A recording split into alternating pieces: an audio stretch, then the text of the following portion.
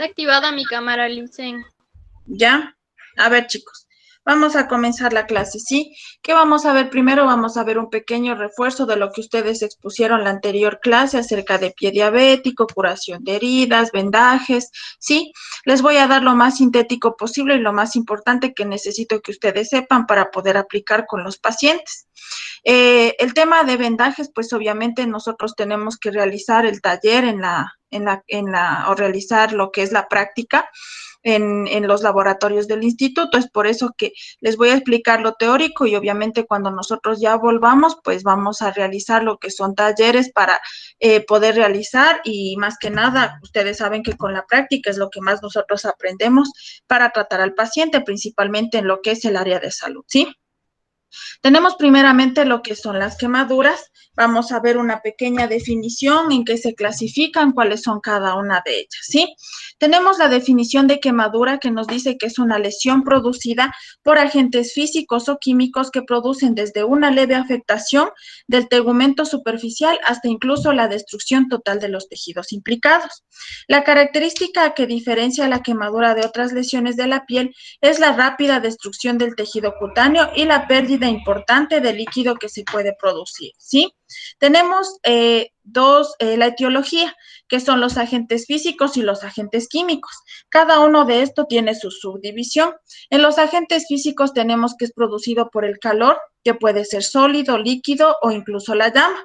El sólido, que es el contacto directo con fuentes de calor profundas y de poca extensión. El líquido, que es considerado como las escaldaduras, y los líquidos inflamables como el petróleo, el alcohol, la gasolina, y en el cual tenemos que tener muy en claro que cuando un paciente produce este tipo de quemaduras no tenemos que colocar agua. ¿Por qué? Porque le hacemos más daño al paciente. Igualmente, la llama, que el agente implicado es el fuego. Tenemos otro agente físico que es el frío. Obviamente no solo las quemaduras se producen por el calor, sino también por el frío. Las personas que realizan el deporte de escalado a las montañas, a los nevados, pues obviamente, ¿qué va a hacer? ¿Por qué se va a producir? Por hipotermia, que esto que presenta un eritema pernio, pie de trinchera y pie de inmersión, cuando la piel se quema por el hielo o por el frío, ¿sí? Es producida por la congelación. Tenemos también otro agente físico, que es la electricidad, que puede ser atmosférica, industrial y terapéutica.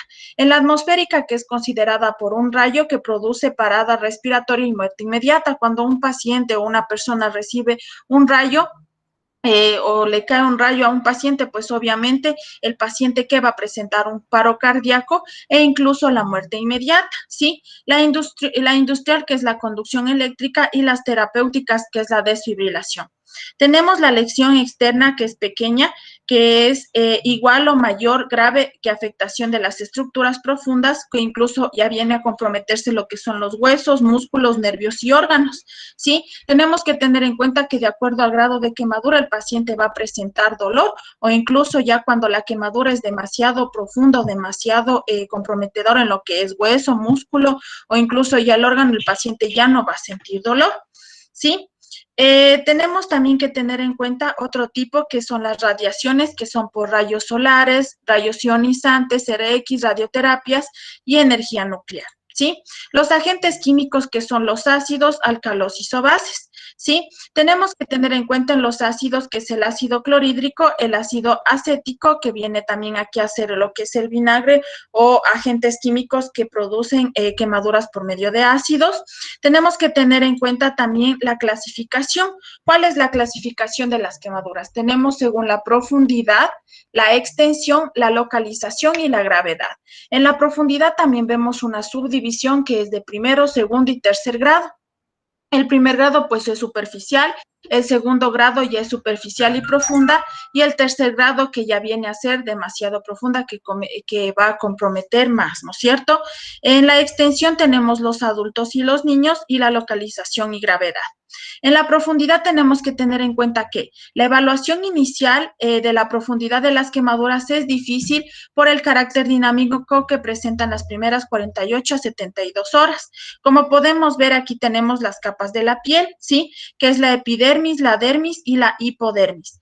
En la primera, en las quemaduras de primer grado va a comprometer la epidermis, en las de segundo grado va a comprometer ya la epidermis y dermis, y en las de tercer grado ya las 3 capas de la piel, ¿sí?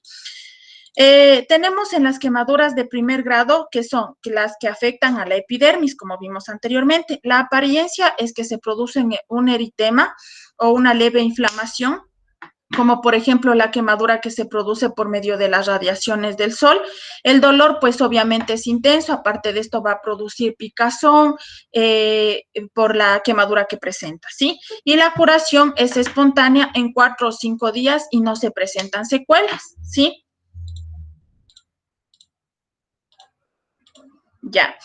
Aquí, como podemos ver, un ejemplo de una quemadura de primer grado, ustedes pueden observar en la gráfica por radiación del sol, ¿sí? Aquí, igualmente, como podíamos observar, compromete solo lo que es la epidermis.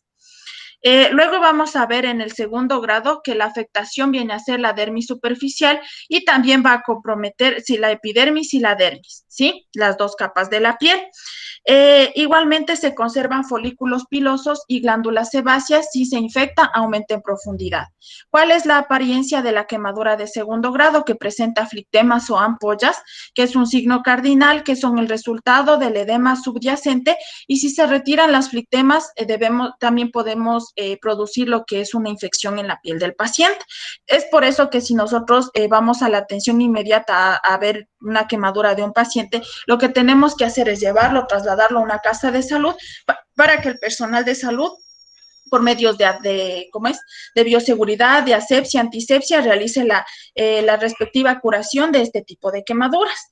Nosotros tenemos que también tener en cuenta que las flictenas o las ampollas que se producen o se forman, obviamente tenemos que reventarlas, pero no es en un medio contaminado, como les explico, sino en un área estéril donde el médico, el personal de salud utilice guantes estériles, solución salina para curar la quemadura. Obviamente al reventar tiene que curar de una manera profunda y la curación va a ser diaria.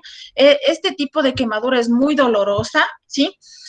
Igualmente la curación puede durar de 15 a 20 días, no va a ser inmediata como en las de primer grado, que dura de 1 a 3 días, sino aquí de 15 a 20 días si es que no se contaminan, ¿sí? Si es que existe riesgo de infección o ya se contamina, pues obviamente la quemadura, la curación va a ser más larga para el paciente, ¿sí? Como les digo, las flictemas o ampollas se revientan o se tiene que curar o abrir siempre y cuando el paciente esté en un lugar adecuado, apropiado y el personal de salud utilice medios antisépticos para esto, ¿sí?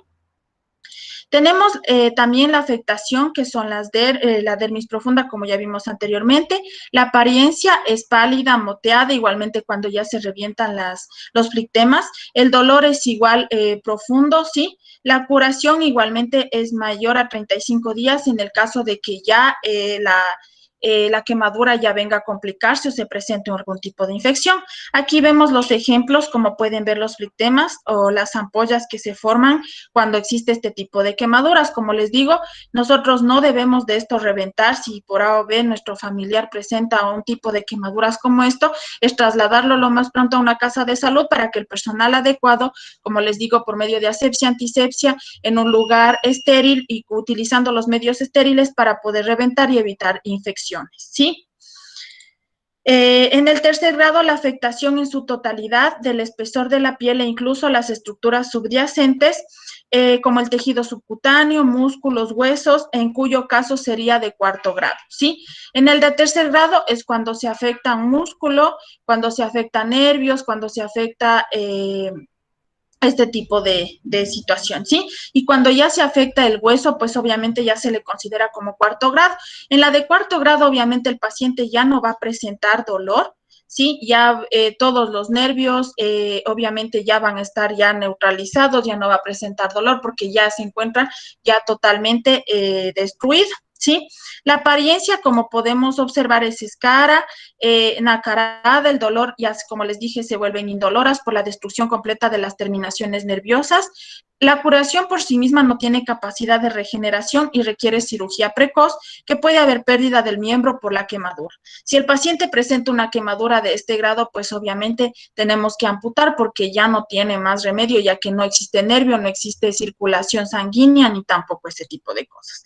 Aquí podemos ver, miren, una quemadura de tercer grado en el ejemplo, como ustedes pueden ver en la imagen, que ya se vuelve negro, el paciente ya no siente incluso dolor. Aquí tenemos igualmente la extensión, que son adultos y los niños. En los adultos aplicamos la regla de los 9 de Walsh y en los niños la Lone-Rodner, ¿sí? Igualmente la localización y la gravedad.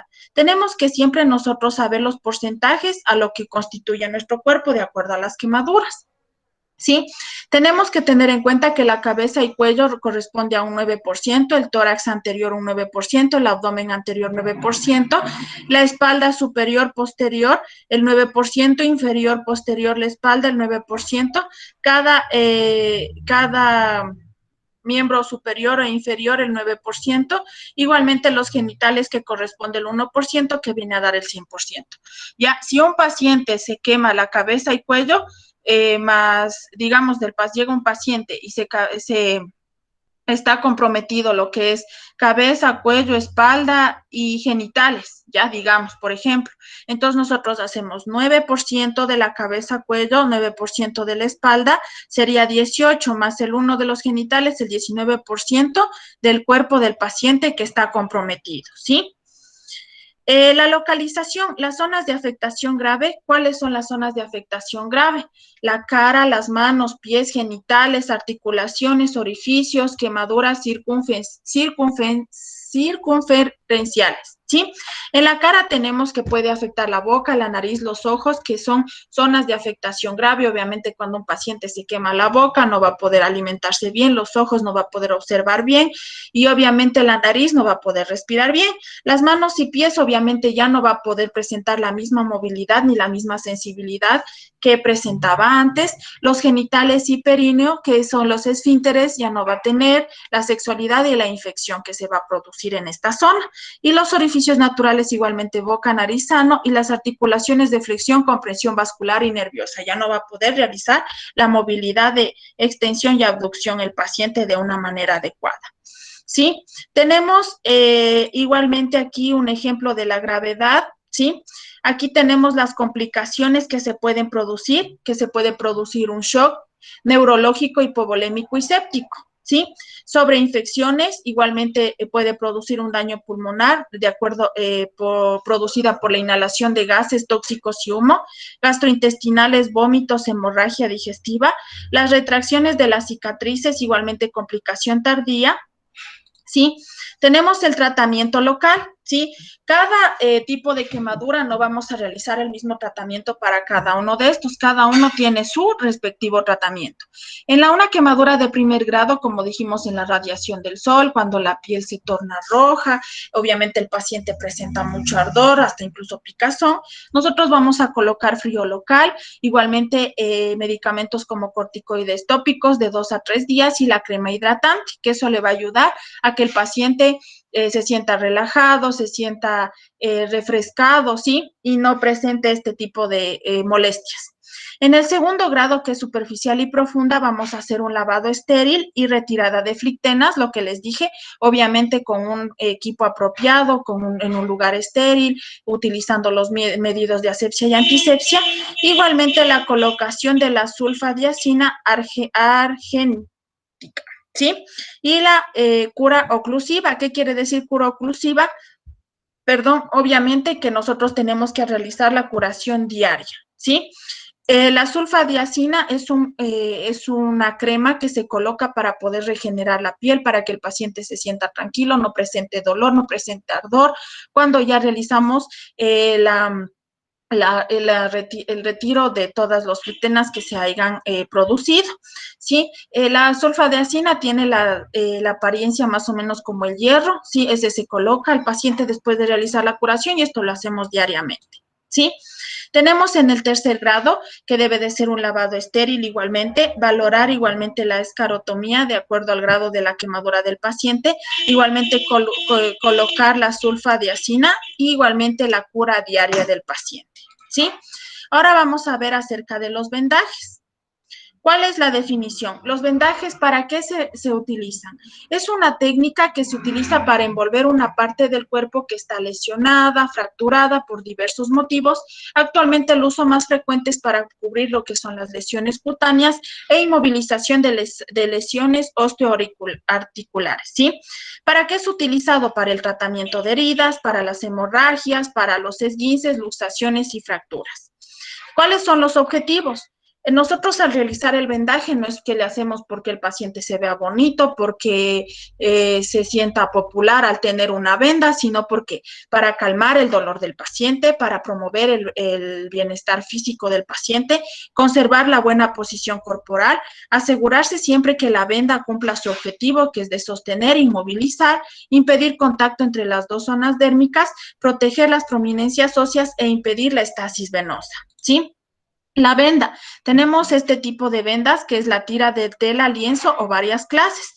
Tenemos que siempre tener en cuenta que las vendas siempre son estériles, ¿sí? Para realizar o colocar al paciente en cualquier procedimiento.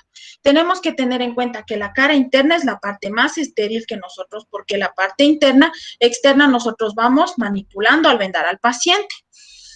Tenemos aquí los vendajes, la clasificación y la función. En la clasificación tenemos vendaje blando o contentivo, vendaje compresivo, vendaje rígido, vendaje suspensor y vendaje protectivo. En las aplicaciones, ¿para qué utilizamos? Para limitar el movimiento de la parte afectada, fijar apósitos o medicamentos tópicos, fijar férulas impidiendo su desplazamiento, facilitar el sostén a alguna parte del cuerpo, comprimir una parte del cuerpo, favorecer el retorno de la circulación venosa de las extremidades.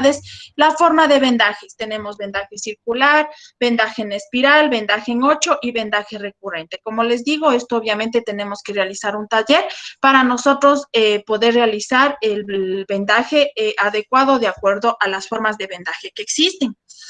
Tenemos los principios generales para la aplicación de vendaje, que es la parte que se va a vendar, que debe colocarse en una posición cómoda del paciente, elegir un tipo seguro y sencillo de vendaje, el que sea más conveniente de acuerdo al caso.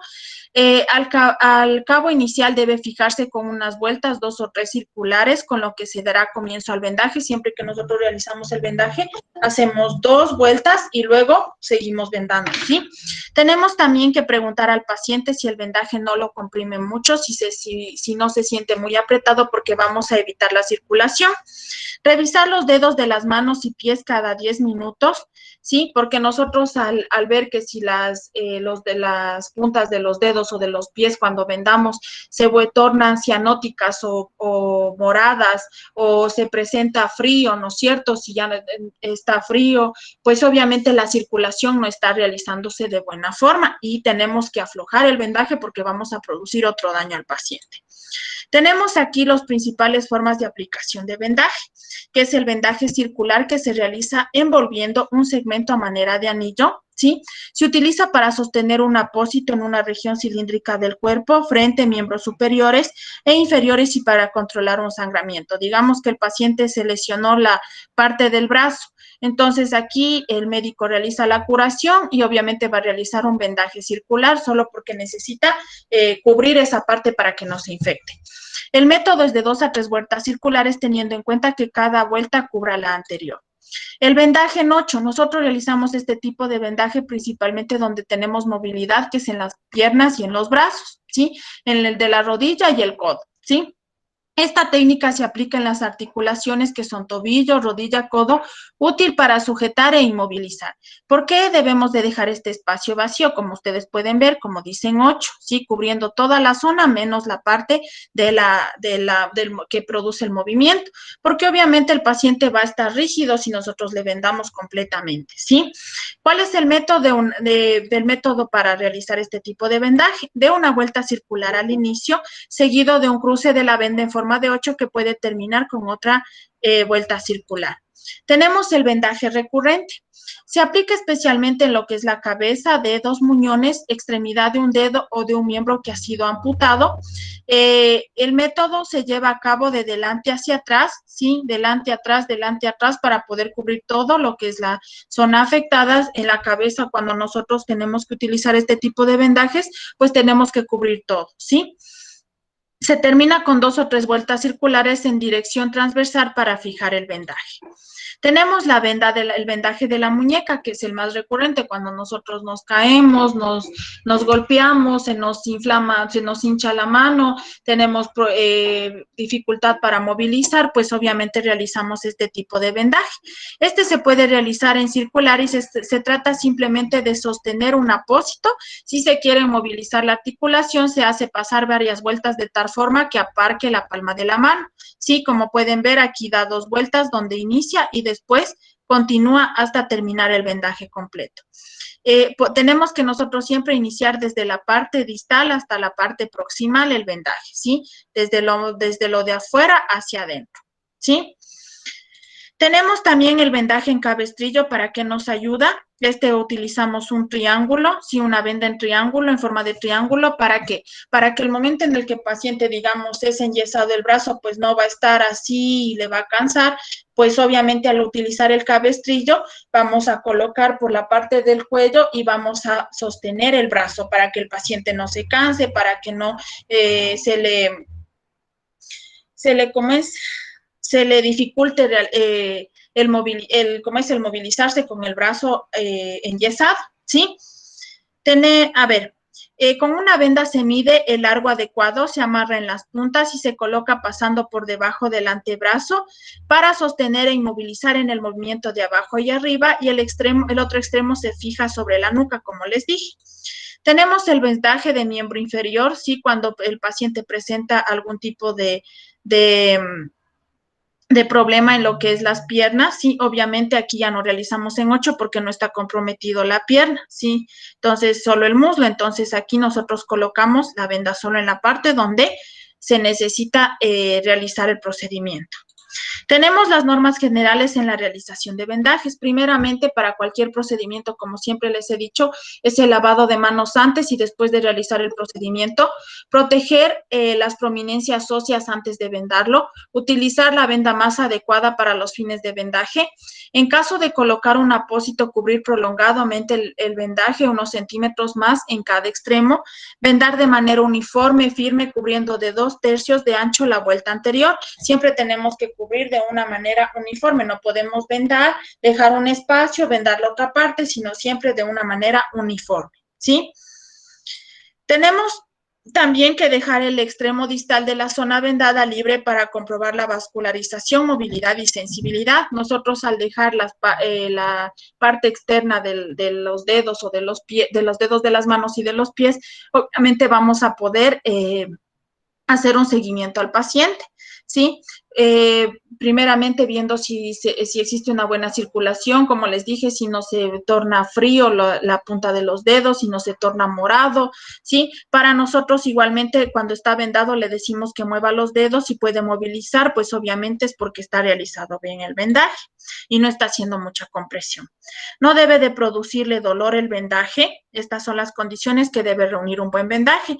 Debe de estar siempre firme, no debe de ser muy voluminoso, no debemos de vendar una y otra vez en el mismo lugar, sino, como les dije, debe de ser uniforme, ¿sí? No debe de ser colocado sobre una piel lesionada. Los miembros deben de vendarse comenzando desde la extremidad hacia la raíz, ¿sí? Ahora vamos a ver acerca del pie diabético.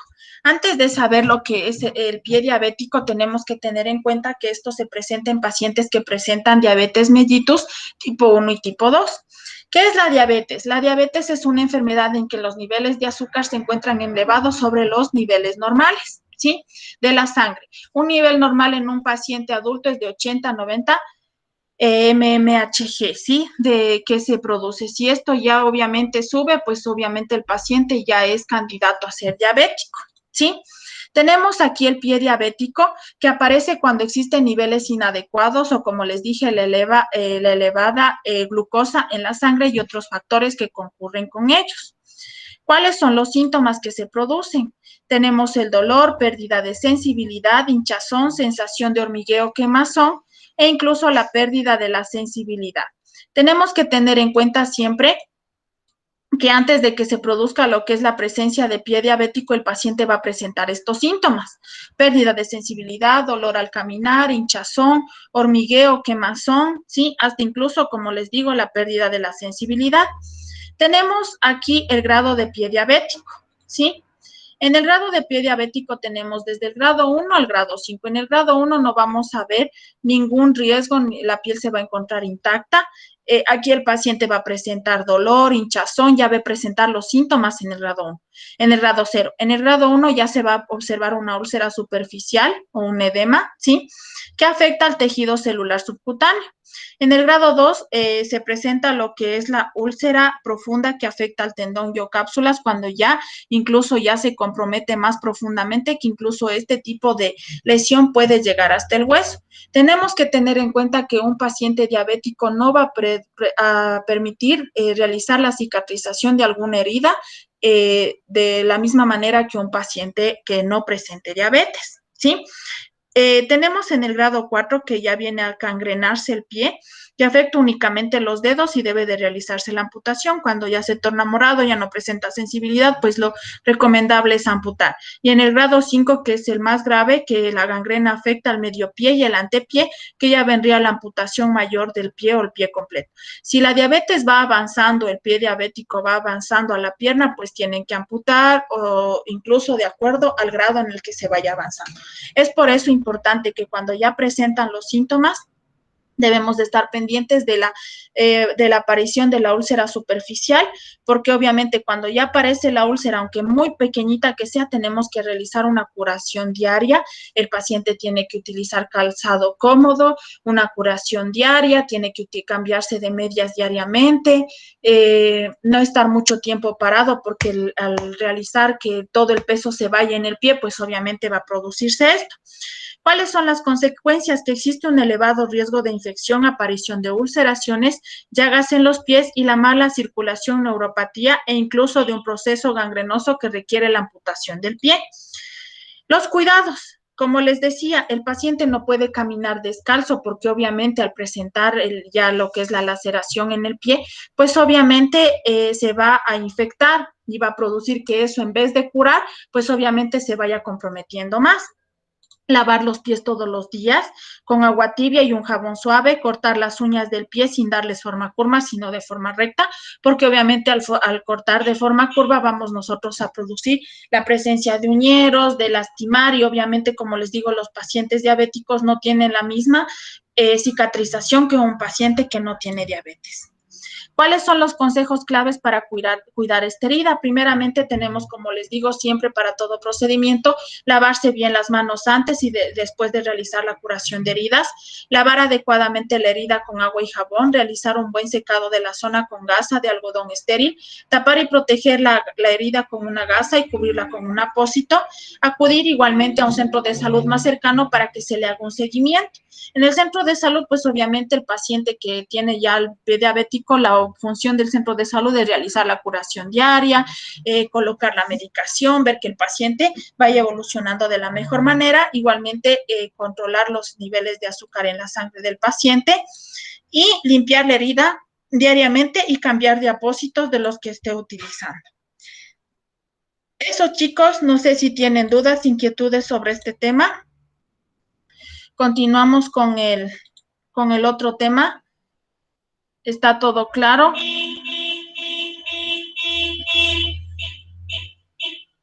Sí, Lisa. Sí, está claro. Ya.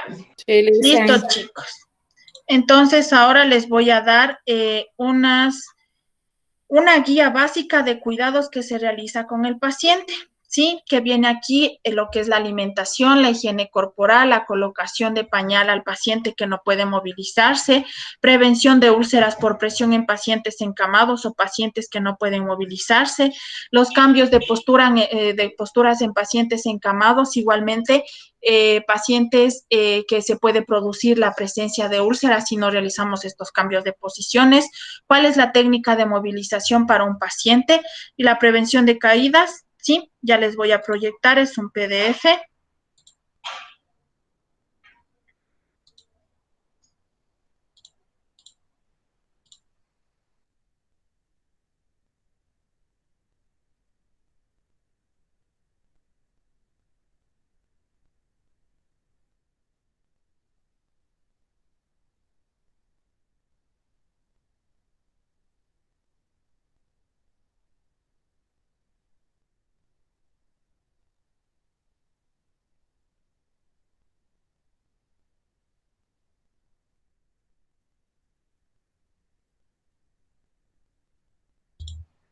A ver, chicos, no sé si pueden observar ahí la presentación.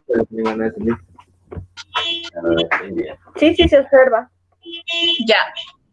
A ver, chicos, primeramente tenemos que tener en cuenta que nosotros al recibir a un paciente en la casa hospitalaria, cuando ya va a ser atendido, va a recibir un tratamiento o una cirugía, el paciente siempre tiene que tener toda la comodidad por parte del personal de salud, no solo en ver el bienestar o aliviar el dolor o brindar el tratamiento, el analgésico, el antibiótico, sino también en lo que compete a la seguridad y confort del paciente, a que la vestimenta, la higiene personal, la alimentación, ¿sí? Primeramente tenemos que tener en cuenta que la alimentación de un paciente niño o pediátrico no va a ser la misma que un paciente adulto mayor o la de un paciente diabético, ¿sí? Obviamente la de un niño o paciente pediátrico, la alimentación de él debe de ser rica en fibra, vitamina, calcio, azúcar, porque el niño está en desarrollo. En un paciente adulto mayor, pues obviamente ya no puede masticar de una forma adecuada, vamos a convertir la comida licuada o en papilla, y un paciente diabético lo que tiene que hacer es evitar el azúcar, demasiado azúcar, comer 5 veces al día, obviamente teniendo en cuenta que no coma grasa, azúcar o incluso alimentos que le puedan producir mayor daño, ¿sí? Vamos a ver la introducción. La alimentación favorece lo que es rica y variada al paciente, en la que se tenga en cuenta sus gustos y preferencias o como sus limitaciones o dificultades, como les decía. Limitaciones en pacientes diabéticos, dificultades en pacientes adultos mayores que no pueden realizar la masticación adecuada. Una dieta equilibrada que debe de contener 15% de proteína, 30% de grasas, 55% de hidratos de carbono y deben de ser ricos en fibra. ¿Sí? Aquí podemos observar algunos tipos de alimentos que son básicos, que tiene que ser un 30% de grasas, 15% de proteínas, ¿sí? Y en un 55% cereales, frutas, verduras, patatas, legumbres, ¿sí? O papas. Igualmente tenemos que tener en cuenta que el paciente o las personas debemos de tomar 2 litros de vasos al día o 6 a 8, más de 2 litros de agua o 6 a 8 vasos diarios. ¿Cuáles son las recomendaciones generales que nosotros tenemos que dar al paciente? Que debe de consumir agua de 6 a 8 vasos diarios o en su totalidad de 1 a 2 litros diarios de agua, aumentar el consumo de fibra, moderar el consumo de azúcar, porque obviamente si el paciente consume mucha azúcar va a ser propenso a ser candidato diabético, disminuir el consumo de sal, porque obviamente también esto produce lo que es la hipertensión al paciente. El consumo de sal, si el paciente tiene hipertensión arterial, es conveniente utilizar poca sal al cocinar, no llevar la sal a la mesa, igualmente para sazonar utilizaremos solo condimentos, ¿sí? Las personas mayores necesitan una menor cantidad de energía que el resto de la población y obviamente, como les dije, la dieta debe de ser fraccionada de 4 a 5 comidas, principalmente en los pacientes diabéticos porque ellos presentan más hambre, tienen mayor necesidad de comer y obviamente tienen que ser de 4 a 5 comidas, pero no quiere decir que vamos a darle solo arroz en todas las 5 comidas, sino bien el desayuno, la media mañana, que es una fruta picada, el almuerzo y la fruta picada en la tarde y la merienda, ¿sí? Aquí tenemos, como les explicaba antes, si hay problemas al tragar, cuando existe problemas al tragar, especialmente los líquidos, puede ser conveniente utilizar espesantes, gelatinas para facilitar la ingesta. Igualmente, elegir alimentos de fácil masticación si fuera necesario. Debemos elegir alimentos blandos como huevos, pescados, carnes, e incluso cuando existe problemas para masticar o tragar, como les decía, en los adultos mayores, debemos de triturar la comida, licuarla o convertirla en papilla. Siempre es conveniente proporcionar un ambiente agradable y con comida y con una buena presentación, ¿sí? Vimos acerca de la alimentación del paciente. Nuestra obligación como personal de enfermería no solo es brindarle, como les dije, la medicación y punto, ¿sí? Sino brindar que el paciente se encuentre en adecuado confort, seguridad, la alimentación. Si el paciente no puede alimentarse, nosotros debemos de ayudar a alimentarse, ver que el paciente se esté alimentado adecuadamente de acuerdo a la indicación médica. Ahora vamos a ver la higiene corporal, que también tiene mucho que ver o tenemos que tener, está dentro de los cuidados de enfermería, ¿sí? Primeramente, la cama debe de realizar, cuando el paciente no puede movilizarse y nosotros tenemos que realizar la higiene o el aseo corporal en la cama, ¿sí?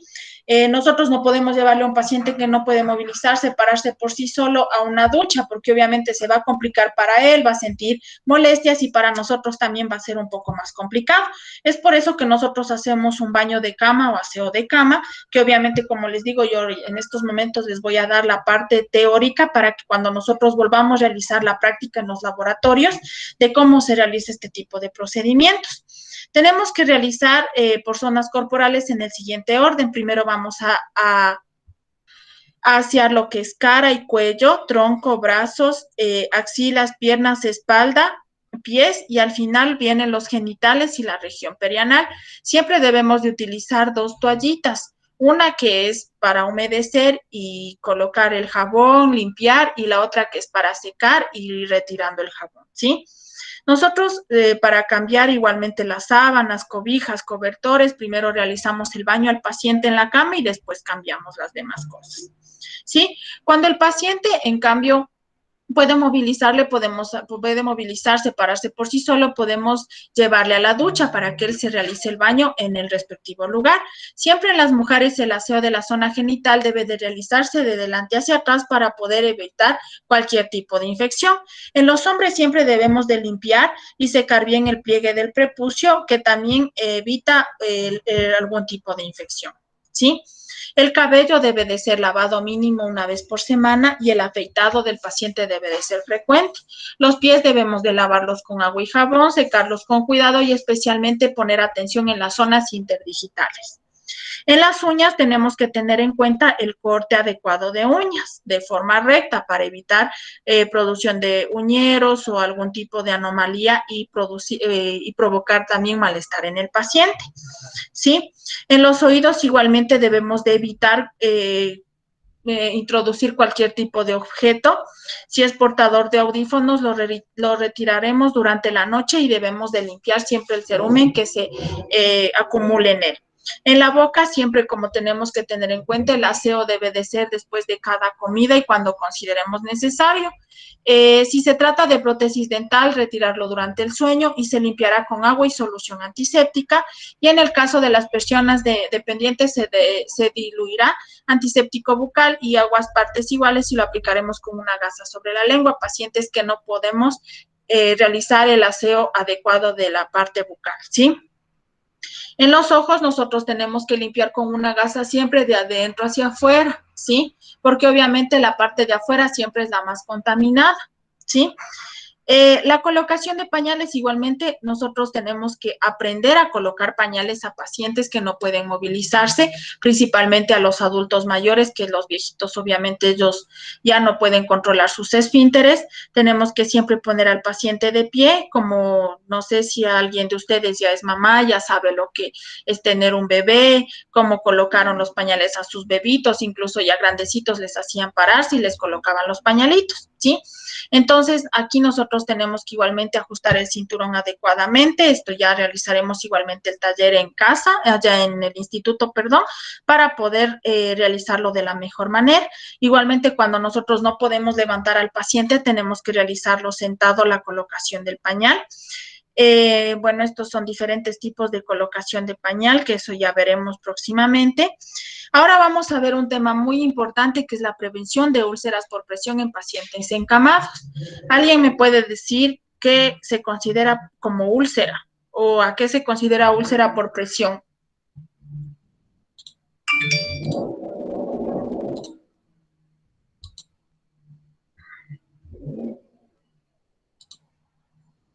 ¿Nadie tiene idea de qué es una úlcera por presión?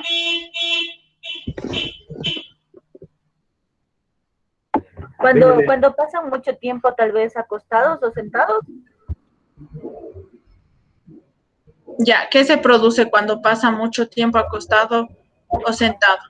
Se denomina úlcera, pero ¿qué? ¿Perdón? Escaras. Son las escaras que se producen. Sí, son escaras, exactamente, ¿ya?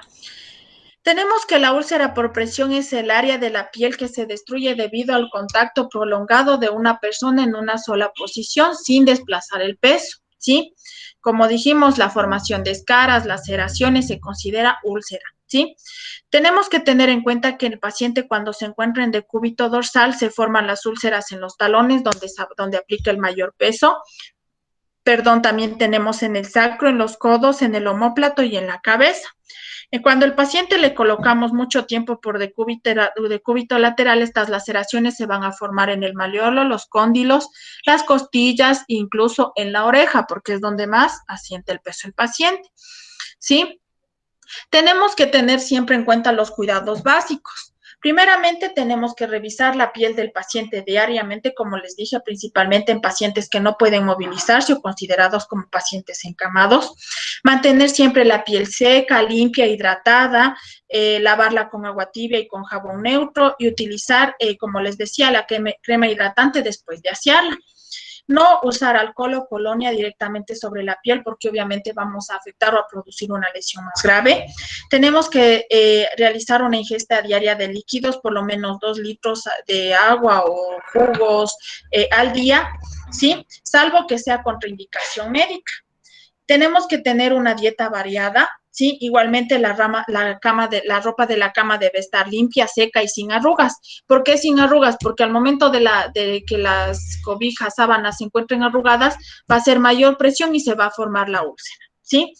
Debemos de tener en cuenta de realizar el cambio de posición de cada 2 o 3 horas, siempre cambiarle al paciente si se encuentra en decúbito dorsal, ponerlo de cúbito lateral izquierdo, de cúbito lateral derecho, de cúbito ventral, ¿sí? Nosotros realizar los respectivos cambios de posiciones para evitar que el paciente tenga la misma fricción y se produzcan las úlceras, ¿sí?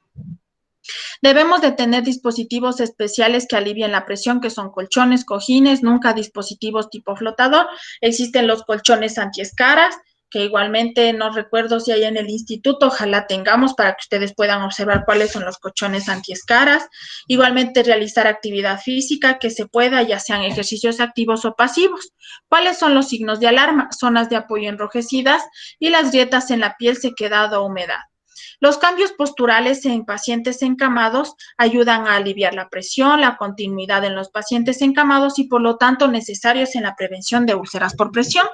Los cambios, como les digo, debemos de realizarlos cada 2 o 3 horas, ¿sí? A ver, Diana, no importa, sal nomás si tienes que salir y después te conectas si todavía seguimos en clases, no tengo problema, ¿ya? A ver, igualmente tenemos que realizar cada hora descargando el peso movilizándose de un lado a otro. Los cambios posturales deben de ser rotatorios, ¿sí?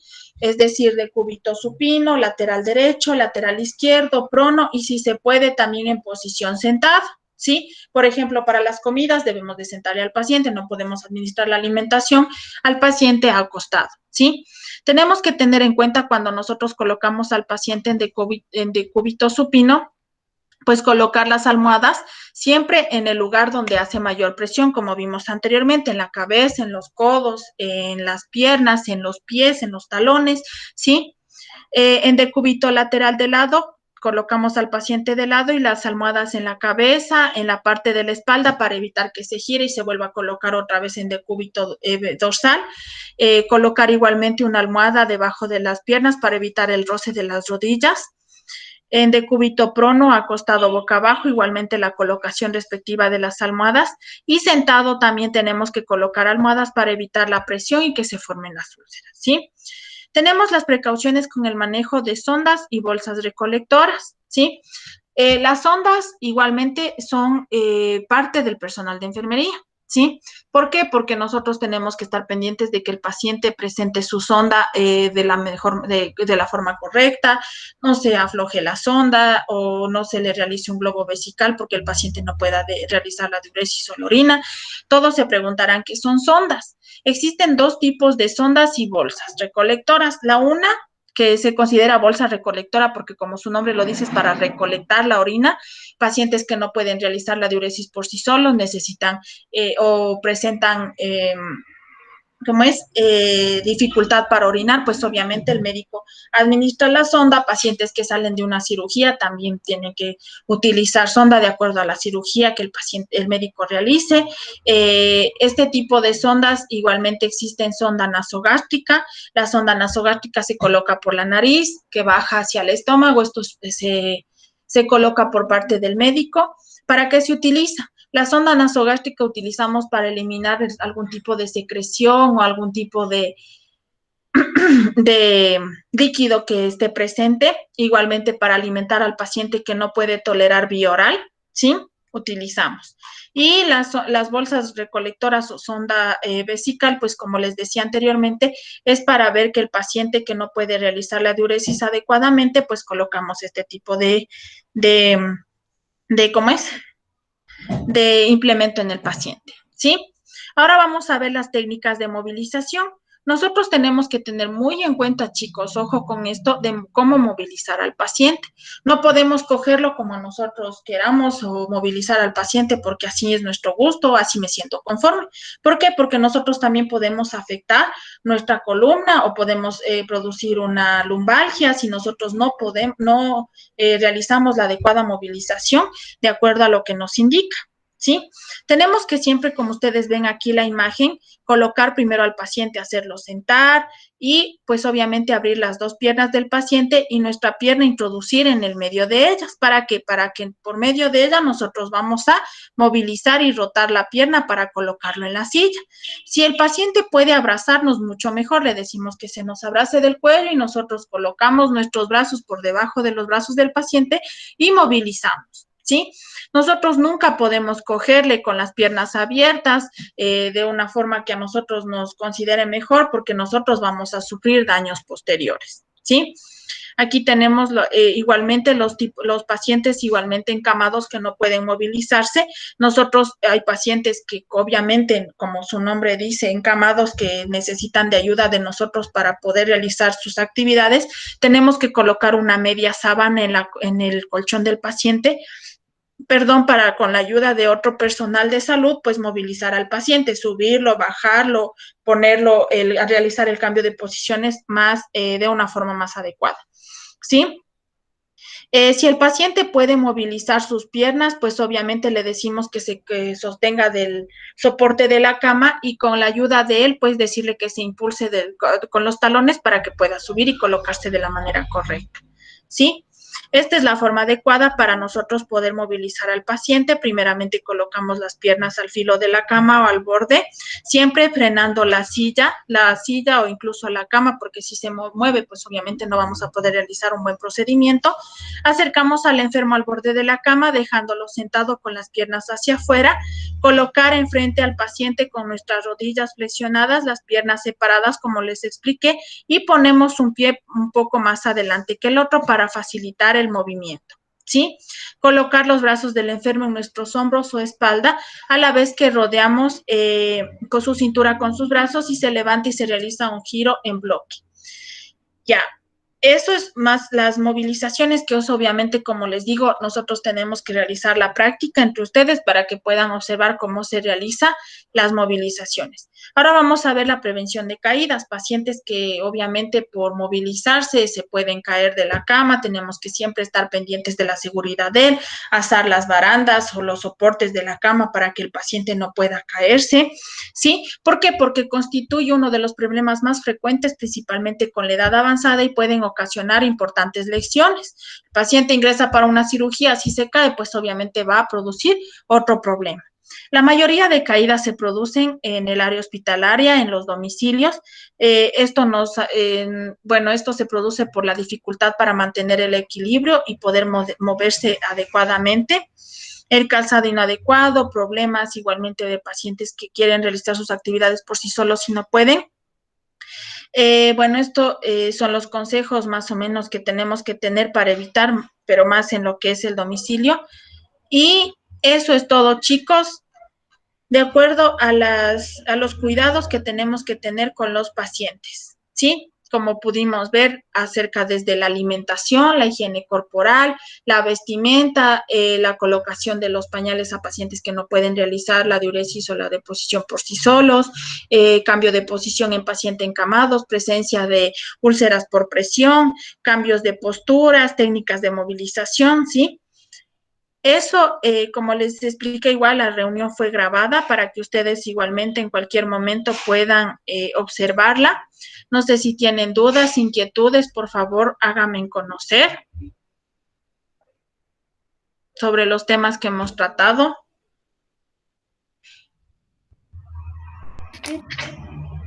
Están bien claros para mí, Licen. Ya. ¿Alguien más, chicos? No, licenciada. Muy claro, dicen. Ya, chicos, me alegra mucho está que claro. esté todo claro. Si tienen dudas, inquietudes en el transcurso, al volver a revisar el video, que voy a igualmente a subirlo en la plataforma, pues me hacen conocer por medio del grupo, de manera personal, o incluso chicos me podrán decir, Licen, ¿sabe qué? Yo consulté sobre esto, tiene más o menos relación con lo otro. Obviamente para eso estoy, para quitarles sus dudas, sus inquietudes, para que ustedes tengan muy en claro, como les dije anteriormente. Ahorita lo que trato es de que ustedes sepan lo que es teoría para que cuando nosotros volvamos al instituto realicemos todo lo que es práctica, ¿sí? Porque obviamente nuestra materia o nuestra carrera es más en interactuar con el paciente, porque si nosotros no realizamos práctica, no, créanme que por más que uno se meta teoría, obviamente no vamos a realizarlo no es lo mismo la teoría que la práctica, ¿sí?